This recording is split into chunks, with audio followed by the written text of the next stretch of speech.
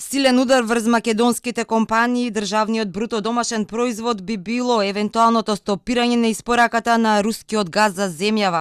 Најголемите наши извозници, компаниите од металната индустрија и технолошко-индустријските зони во Скопје, први ќе настрадат доколку секне гасот за земјава.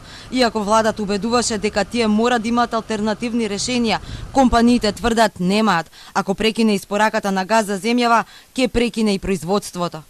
Ќе мора да прекинеме производството, бидејќи немаме алтернатива во овој момент.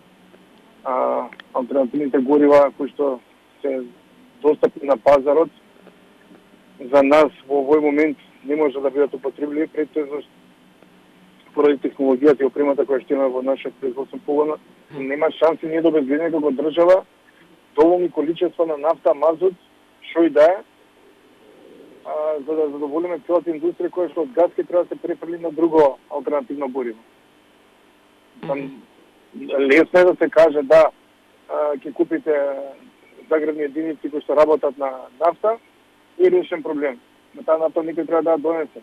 Министерот Бектеши пак вчера убедуваше дека компаниите имаат алтернативи. Имаат можност да користат и алтернативно гориво согласно правилникот, како што знаеме, мазут, компримиран природен газ или пак екстра лесно.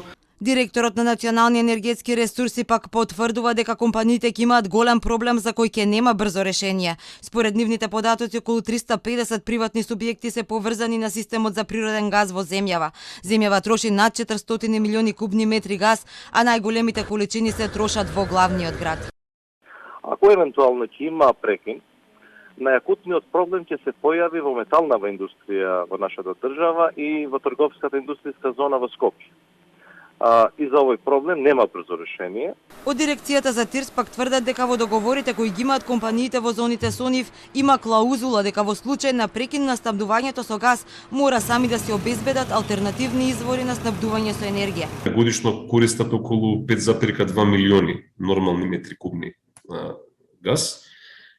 Станува збор за компаниите кои што оперираат во технолошко-индустријските зони во Скопје 1 и Скопје 2. Инаку вкупно компаниите минат овие компании, значи за кои што зборуваме, учествуваат некаде со 4 до 6% во националниот БДП, односно се некаде околу 35 до 40% од вкупниот извоз на државата. Иако властите тврдат дека каква и да биде одлуката на Русија, ефектот кај нас ќе биде незначителен, сепак ударот ќе биде голем за целата економија. Само компаниите од зоните учествуваат со 400 до 600 милиони евра во македонскиот бруто домашен производ и со 2,5 милиарди од вкупниот извоз, кој изнесува околу 6,2 милиарди евра.